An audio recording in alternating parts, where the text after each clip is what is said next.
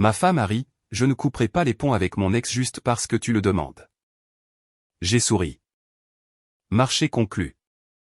Alors, j'ai commencé à sortir avec ses amis qui avaient toujours flirté avec moi. Une semaine plus tard, elle. La première fois qu'elle a dit « tu n'en as pas apporté assez », cela ressemblait à une blague. J'ai posé les plats à emporter sur le comptoir, j'ai enlevé ma veste, et elle a gardé les yeux rivés sur son téléphone. « À combien s'est élevé le dernier projet ?» demanda-t-elle sans lever les yeux. Conclu à 39, ai-je répondu en me rinçant les mains. Après déduction des frais, bien sûr. Après déduction des frais. Elle a glissé le téléphone dans sa poche. Les autres maris ne parlent pas de déduction des frais. Ils subviennent simplement aux besoins. Je me suis appuyé sur le comptoir. Fin ou préparation d'un sermon sur le budget d'abord? Elle a ouvert une boîte, a pris une bouchée et a grimacé. Gras. La prochaine fois, prends chez le Thaïlandais. Et j'ai besoin d'un nouveau téléphone. Le mien rame. Ton téléphone a 6 mois. Et elle a croisé les bras. Tu y es obligé. C'était la première fissure. Petite, nette. Je me suis dit qu'elle était fatiguée. Les gens sont fatigués. Nous avions l'habitude de parler jusqu'à minuit de séries stupides, d'excursions d'une journée et de la pelouse tragique de notre voisin. Si j'avais su où cela menait, je n'aurais pas laissé les clés de la voiture sur le même crochet. Je n'aurais rien laissé à portée de main. Les arrivées tardives ont commencé par « coincé à finir une terrasse », puis « verre avec l'équipe », puis plus rien du tout. Elle rentrait à la maison, distante, comme si j'étais un portier qu'elle reconnaissait à peine. Je gardais la cuisine propre. Je gardais ma voix calme. Je continuais de payer pour ses cours de vélo en salle, le toiletteur pour chien et les services de diffusion en continu qu'elle ne regardait jamais. Un soir, je suis rentré dans une maison silencieuse. Pas d'odeur de dîner, pas de lumière sur le porche, juste le bruit des griffes du chien sur le carrelage et une pile de ses colis près de la porte. J'ai mangé un sandwich au-dessus de l'évier. Minuit est arrivé, puis 2 heures.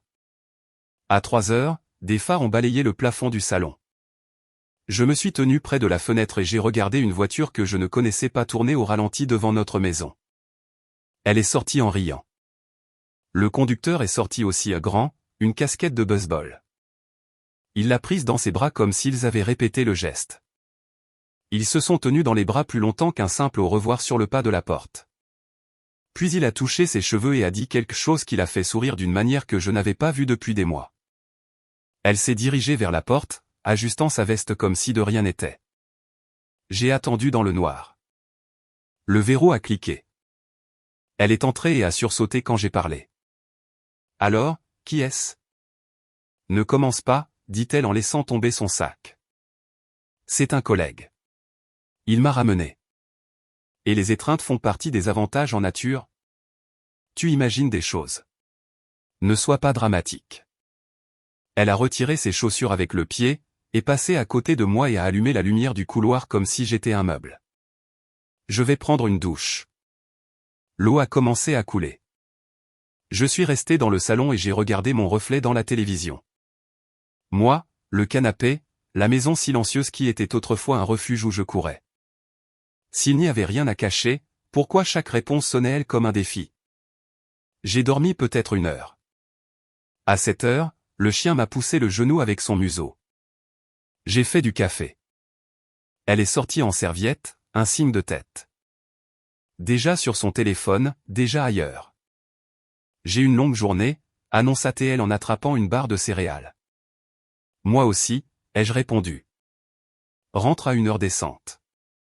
Pas de couvre-feu, dit-elle avec un sourire. Ce n'était pas un sourire. Et c'est le respect, alors. Elle a levé les yeux au ciel et est partie. La porte a claqué. J'ai fixé la charnière et j'ai senti la limite bouger en moi. J'ai conduit jusqu'au travail avec la radio éteinte et un seul nom en tête, Léa, l'amie la plus proche de ma femme. Celle qui me serrait toujours dans ses bras 2 secondes de plus que nécessaire. Celle qui observait les gens et collectionnait leurs tics révélateurs. Elle avait un rire qui disait qu'elle en savait trop. J'ai fait défiler jusqu'à son nom et j'ai appelé. Elle a répondu comme si elle m'attendait. Eh bien, regarde qui appelle enfin. Un café ce soir? Ce soir, je suis prise, dit-elle d'un ton taquin. Mais je pourrais me laisser soudoyer avec un vrai dîner. Je ne suis pas d'humeur à badiner. Je sais. C'est pourquoi j'ai dit un dîner. Nous nous sommes rencontrés dans un petit endroit près du lac, du genre avec trop d'ampoules Edison et des serveurs en basket noire. Léa est arrivée, tout en confiance et en parfum, pas le genre entêtant, le genre que l'on remarque 2 temps après son passage. Elle s'est assise en face de moi et a croisé une jambe sur l'autre comme si le fauteuil lui appartenait. Alors, dit-elle, c'est soit une piste pour un emploi, soit un audit domestique. Je vais être direct. Ma femme rentre tard tous les soirs. Un homme l'a déposée. Ils se sont pris dans les bras. Qui est-il? Léa a fait tourner sa paille. Si je te le dis, tu n'utiliseras pas mon nom. Je ne le ferai pas. Et tu n'exploseras pas ce soir. Je n'explose pas. J'agis. Elle m'a étudié pendant quelques secondes. Ce n'est pas un collègue, dit-elle. C'est le gars dont elle jurait qu'il appartenait au passé. Cédric. J'ai laissé le nom reposer dans ma bouche avant de le laisser sortir. Cédric, ai-je répété, d'un ton sec. La légende qui la comprenait sans mots. Léa a hoché la tête une fois. Ils se sont croisés il y a des mois. Puis ils ont continué à se croiser. Elle m'a dit que tu ne remarquerais pas, que tu es trop correct. C'est ce que je suis. Correct, solide, prévisible, le ton de Léa s'est adouci d'un cheveu. Tu ne cours pas après les drames. Elle pense que c'est une faiblesse. Tu lui as dit ça? Je lui ai dit de ne pas tester un homme patient. J'ai expiré par le nez. Y a-t-il autre chose que je devrais savoir avant de faire le ménage de mon côté? Elle a dit que tu es gérable quand tu es occupé. Alors, elle te tient occupé. Cours supplémentaire, course. Léa a penché la tête. Et elle se vante que tu ne demandes jamais où va l'argent. Je demande, ai-je dit. Elle dit qu'elle a besoin d'un nouveau téléphone. Bien sûr qu'elle en a besoin. Léa a tapoté la table. Marc, elle veut 2 choses, de l'attention quand ça la flatte et des fonds quand ça améliore son statut. Si un canal ralentit, elle ouvre l'autre. Bien. Alors nous allons fermer les 2. J'ai repoussé ma chaise. Merci. Attends, dit Léa en attrapant ma manche. Ne fais pas en sorte que ça me retombe dessus. Je ne le ferai pas. Promets-le-moi, dit-elle. Et Marc? Oui. Si tu vas être décidé, sois-le jusqu'au bout. À moitié, tu te fais écraser. Notez. J'ai payé et je suis parti. Sur le chemin du retour, j'ai planifié.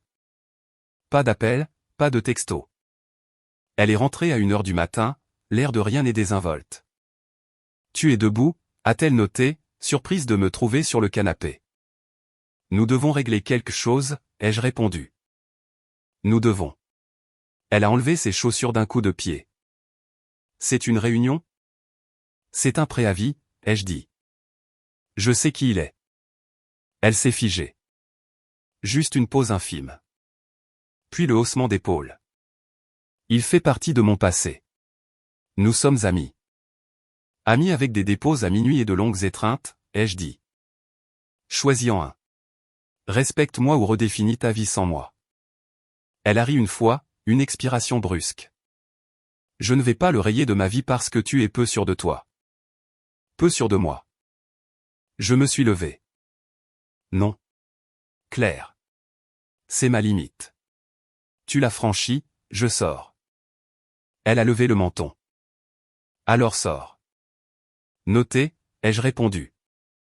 À partir de maintenant, le compte joint est suspendu. Je couvrirai l'hypothèque, les factures et le chien. Tu veux des extras? Tu finances les extras. Mon emploi du temps est le mien. Si tu es en retard, je ne suis pas à la maison pour t'accueillir. Et je déménage dans la chambre d'amis jusqu'à ce que nous choisissions la voie à suivre. Tu me punis. Je me protège.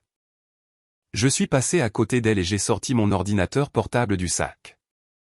Si tu comptes te construire une vie parallèle, construis-la en dehors de mes ressources.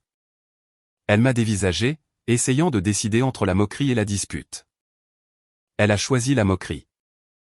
Tu penses que ça te rend fort? Ça m'évite de me répéter, ai-je dit. Bonne nuit, Chloé. C'était la première initiative. Une coupe nette. Conséquence immédiate. Elle a claqué une porte. J'ai dormi dans la chambre d'amis et j'ai senti la maison bouger sur ses fondations. Le lendemain matin, elle a changé de tactique. Je suis sorti pour trouver du bacon dans la poêle et une voix douce. J'ai fait le petit déjeuner, dit-elle, et j'ai été dur hier soir. Je ne veux pas me disputer.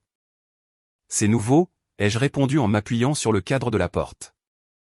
Elle m'a tendu une assiette. J'ai été stressé. Le travail est un bazar. Tu sais ce que c'est. Je sais. Je vais réduire les soirées tardives. Les retours tardifs en voiture sont terminés, dit-elle trop rapidement. Nous sommes des adultes, Marc. Nous pouvons gérer les phases difficiles. Bien sûr, ai-je dit. J'ai mangé. Ça avait le goût de la paix, mais pas l'odeur. J'ai rincé l'assiette, embrassé le chien et je suis parti sans l'embrasser. Elle m'a regardé depuis le seuil comme si elle calculait des marges. À midi, je suis entré dans un cabinet d'avocat à 3 pâtés de maison de mon chantier. Pas de drame, pas de discours. J'ai donné des faits. Je n'ai pas mentionné de nom que je ne pouvais pas prouver.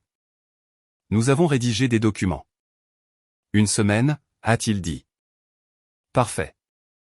J'ai signé ce que je devais signer et je suis retourné au travail. Cet après-midi-là, j'ai déplacé mes fichiers personnels vers un espace de stockage en nuage qu'elle ne connaissait pas, j'ai mis la montre de mon grand-père dans une boîte et je l'ai déposée dans un coffre-fort près du magasin de bricolage. Ce soir-là, je suis passé à la banque et j'ai ouvert un compte séparé. Pas de secret de la sécurité. Volontairement, j'ai cessé de lui demander où elle était. Je rentrais à la maison quand ça m'arrangeait. Si elle envoyait un texto tard, j'envoyais un pouce levé. Pas de questions supplémentaires, pas d'attente dans le salon comme un gardien de sécurité. La première nuit où j'ai fait ça, elle est rentrée à minuit et a trouvé la maison silencieuse. Où es-tu, a-t-elle appelé. Au lit, ai-je répondu depuis la chambre d'amis. Depuis quand vas-tu te coucher sans moi? Depuis que tu as cessé de rentrer à la maison comme une partenaire. Elle est restée sur le seuil, la main sur le cadre. Je t'ai dit que j'y travaillais. Je t'ai entendu, ai-je dit. Maintenant, regarde-moi travailler sur moi. Elle est partie. Le lendemain, elle a essayé la version 2 de la douceur. Elle est passée sur mon chantier avec un café glacé et un sandwich frais. Mon équipe l'a regardée comme si elle était un oiseau rare. Salut, a-t-elle gazouillé. J'ai pensé que tu aurais besoin de carburant. Je me suis essuyé les mains et j'ai pris le gobelet. Merci. Elle a souri à mes gars. Il prétend qu'il n'a pas besoin d'aide. Il en a besoin de temps en temps, ai-je répondu. On est débordé, Chloé. Je suis au milieu de quelque chose. J'attendrai, dit-elle en s'installant sur une bobine de câble. Elle m'a regardé organiser l'arrivée des matériaux et parler à l'inspecteur de la ville. Quand je suis revenu, elle traçait des motifs dans la sûre avec sa chaussure. On est d'accord, n'est-ce pas, a-t-elle demandé. On sera d'accord quand le respect reviendra, ai-je dit. Ce n'est pas un concours de charme. Sa bouche s'est amincie. Tu adores me faire passer pour la méchante. Arrête de me donner matière à le faire. Elle s'est levée et a lissé sa chemise. J'essaie, mais tu me punis avec l'argent. C'est mesquin. Non, c'est précis, ai-je répondu. Hypothèque, facture, chien. Tout le reste est en attente. Tu veux un nouveau téléphone? Achète un nouveau téléphone. Je ne vais pas sponsoriser ton malaise avec moi. Elle a ri sans humour. Tu sais quoi? Fais ta démonstration de force. J'ai des amis. J'ai remarqué, ai-je dit, et je me suis tourné vers mon contremaître. Chargeons le camion. Elle est partie. Mon chef d'équipe, Louis, s'est glissé à mes côtés et s'est gratté le menton. Ça va, chef? Je suis efficace, ai-je dit. Le bien viendra plus tard. Cette nuit-là, elle n'est pas rentrée avant 2h30. Elle s'est glissée à l'intérieur comme une adolescente. Je ne me suis pas levé. Je n'ai pas demandé. Le matin, elle était de nouveau toute mielleuse, faisant mon café de la mauvaise manière exprès parce qu'elle avait oublié que je le prends noir. Allons à la fête d'Élise vendredi, dit-elle, d'un ton désinvolte. Les gens parleront si on n'y va pas. J'y serai, ai-je dit. Je conduirai ma propre voiture. Tu nous conduis toujours. Je ne suis pas là pour la galerie, lui ai-je dit. Soit nous sommes vrais, soit nous sommes séparés. Elle a jeté le torchon sur la poignée du four un peu trop fort. Tu adores les limites. J'adore la clarté, ai-je répondu. Le vendredi, les papiers étaient prêts. Je les ai récupérés en allant au bureau et je les ai glissés dans une chemise cartonnée impeccable. Pas une menace, un plan.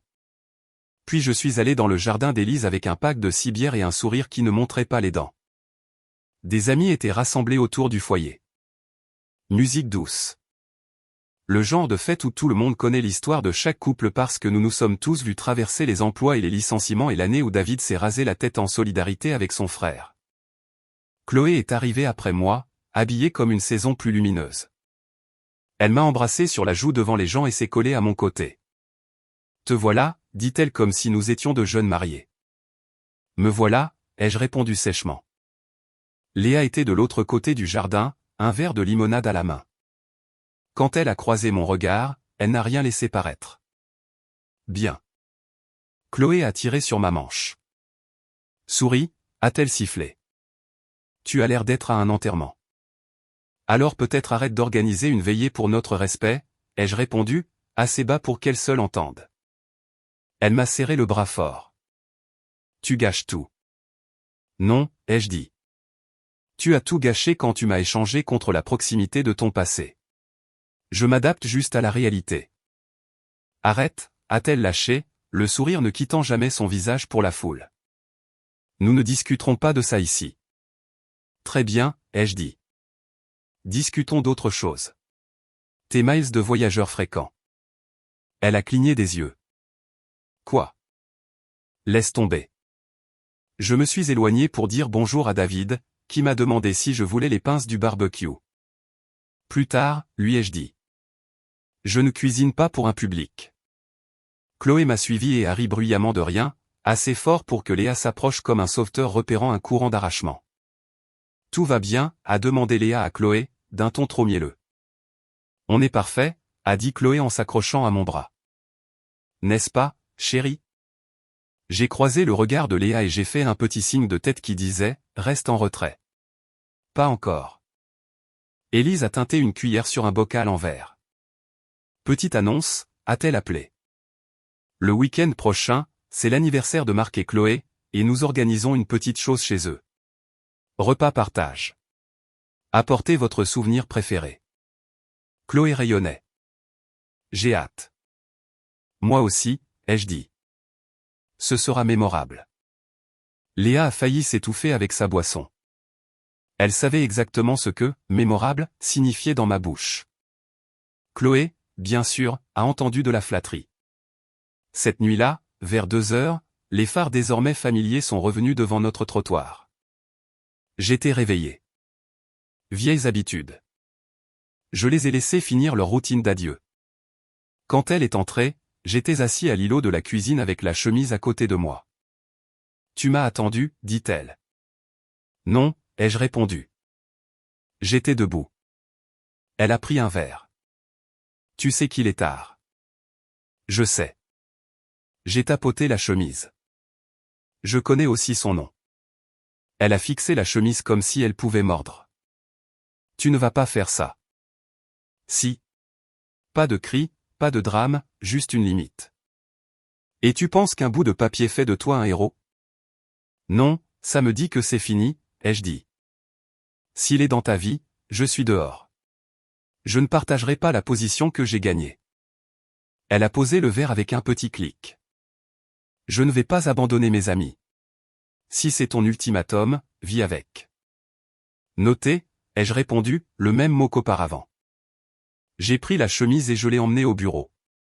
Tu auras ça quand les invités pourront être témoins de la vérité que tu continues de mettre en scène. D'ici là, la chambre d'amis reste la mienne. Tu es mesquin, dit-elle, soudainement petite. Je suis précis, ai-je répété. Puis je suis allé me coucher. Les jours suivants ont été calmes. Elle a testé avec plus de douceur. Elle a préparé un rôti le mercredi et a demandé si je voulais promener le chien avec elle le jeudi. J'ai bien promené, mais avec des écouteurs, un balado noyant le script qu'elle avait prévu. Elle était gentille à des moments étranges. Elle a envoyé des photos de coucher de soleil comme si nous avions de nouveau 22 ans. C'était agréable. C'était aussi une tactique. Samedi est arrivé.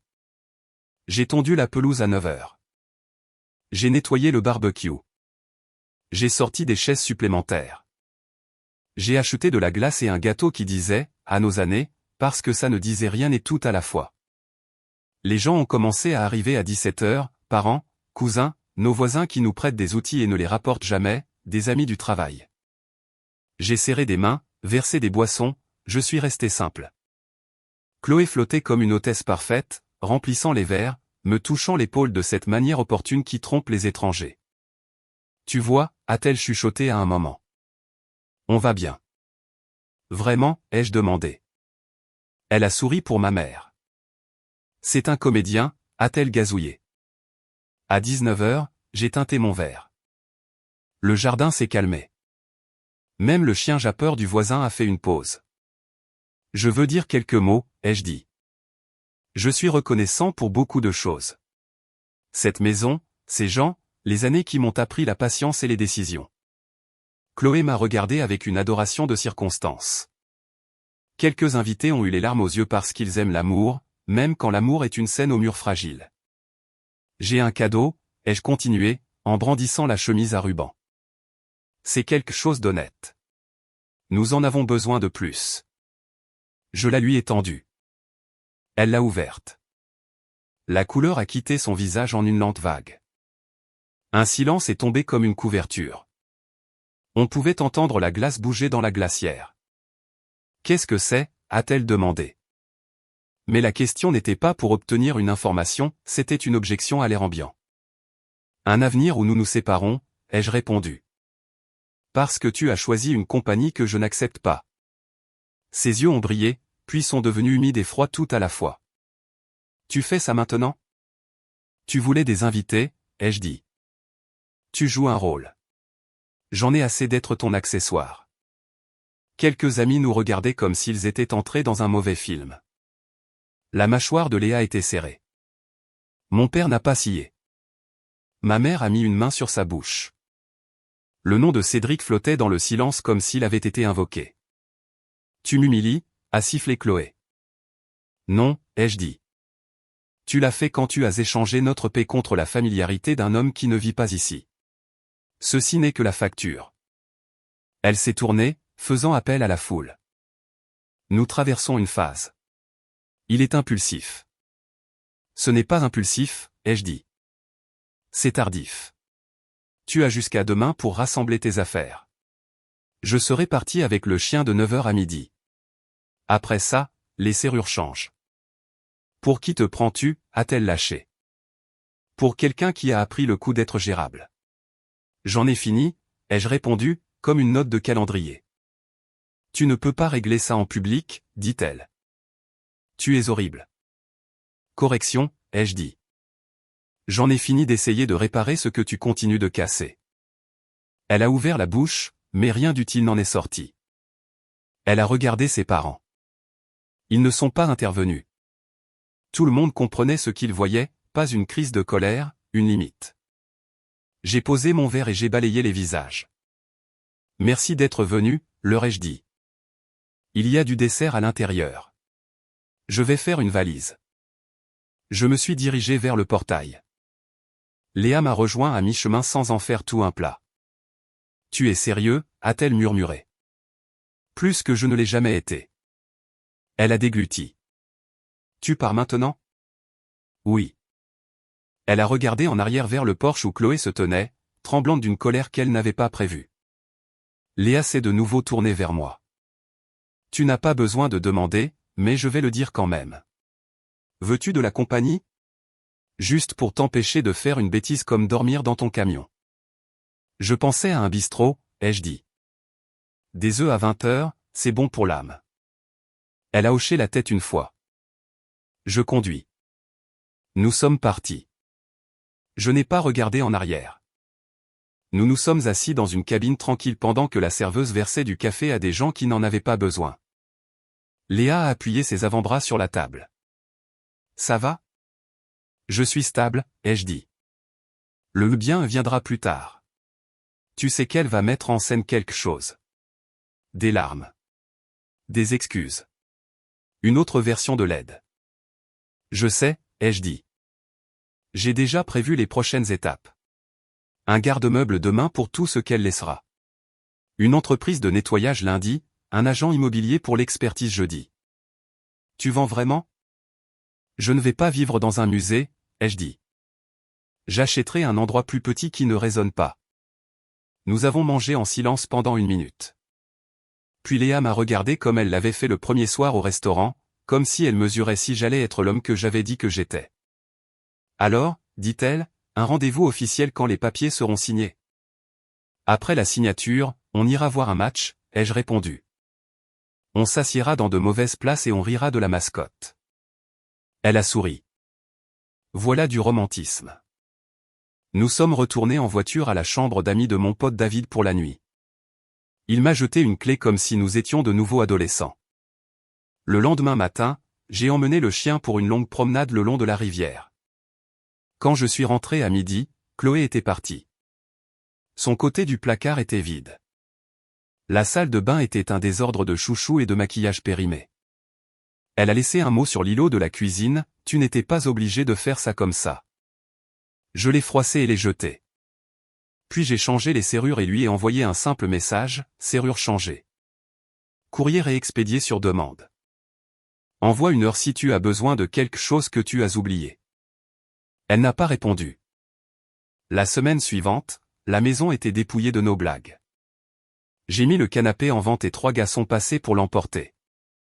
Ma mère est passée avec un gratin dont je n'avais pas besoin et la même question que tout le monde. Tu es sûr?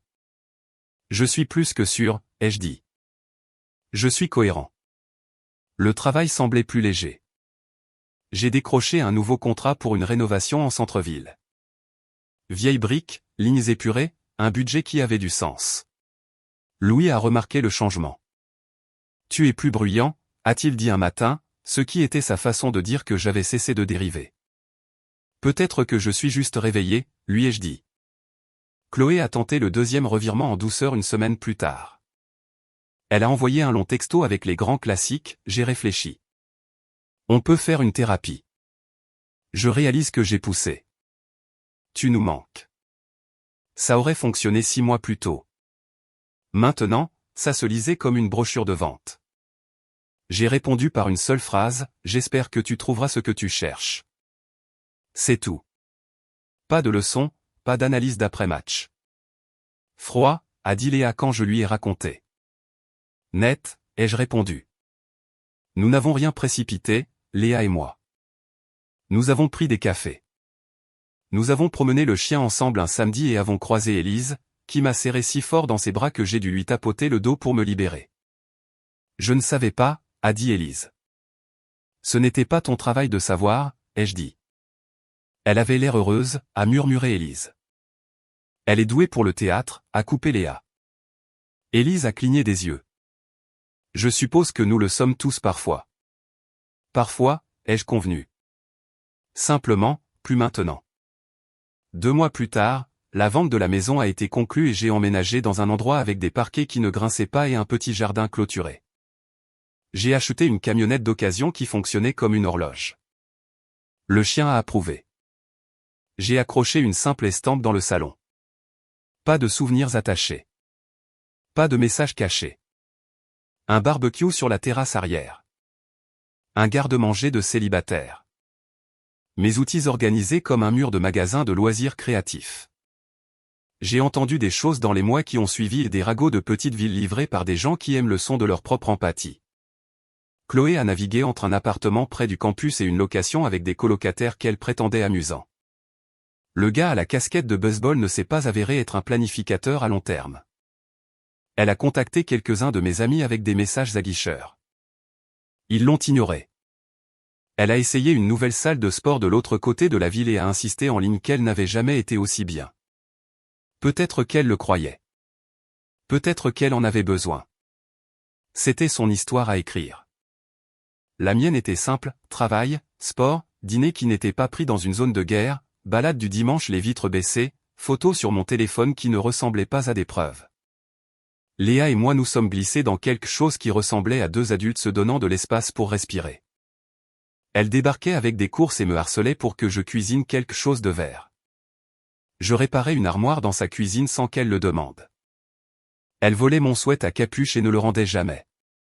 Un soir, sur mon Porsche, elle a demandé « Regrettes-tu la partie publique ?» Non, ai-je dit. J'ai attendu trop longtemps pour la rendre publique. Je l'ai laissé faire de moi le méchant en privé et le gentil devant les invités. J'ai dû inverser les rôles une fois pour que le dossier corresponde aux faits. Elle le racontera à sa manière, a dit Léa. Elle le fera, ai-je répondu. Les gens peuvent choisir la version qu'ils préfèrent. Je dors dans les deux cas. Elle m'a heurté l'épaule. Tu es différent maintenant. Plus mince, ai-je dit. Je garde moins de choses. Tu m'as gardé, a-t-elle fait remarquer. Je ne t'ai pas gardé. Tu es resté, ai-je corrigé. C'est différent. Elle a souri à cela. Plus tard, elle m'a entraîné à un concert de dernière minute dans le parc et nous nous sommes assis sur une couverture rêche à écouter un groupe de reprises faire de son mieux. C'était ordinaire. C'était comme une richesse. Les mois ont passé. Le travail s'est accumulé. J'ai embauché 2 gars de plus et j'ai pris des soirées de congé exprès. Mon père a cessé de poser des questions prudentes et a commencé à me demander si je pouvais l'aider à refaire l'électricité de son garage. Ma mère a apporté des plantes que j'essaie de ne pas tuer. Élise m'a envoyé une photo d'une fête où je n'étais pas avec la légende, moins de théâtre cette fois. J'ai répondu par un pouce levé. Chloé a appelé une fois d'un numéro que je ne reconnaissais pas. J'ai répondu à la deuxième sonnerie par habitude. Je suis passé en voiture devant l'ancienne maison, a-t-elle dit après un long silence. C'est celle de quelqu'un d'autre maintenant, ai-je dit. Je sais, a-t-elle murmuré. Tout l'est. Nous avons fait des choix, ai-je dit. Maintenant, nous vivons avec. Je ne pensais pas que tu irais jusqu'au bout, a-t-elle admis. Tu comptais sur moi pour m'effacer, ai-je dit. Je ne m'efface pas. Elle a expiré doucement. Il n'était pas ce dont je me souvenais. Il l'est rarement, ai-je dit. Prends soin de toi, Chloé. C'est tout. C'est la fin. J'ai répondu et j'ai raccroché. Pas de jubilation, pas de leçon, juste le point final là où il y avait autrefois une virgule. Voici ce qui compte. J'ai été heureux une fois. Des dîners à une table un peu trop petite, de mauvaises blagues, des plans pour une virée en voiture que nous n'avons jamais faite. Puis le froid s'est installé et j'ai essayé d'appeler ça la météo. Ce n'était pas la météo. C'était un choix. Le sien, puis le mien. Je n'ai pas crié.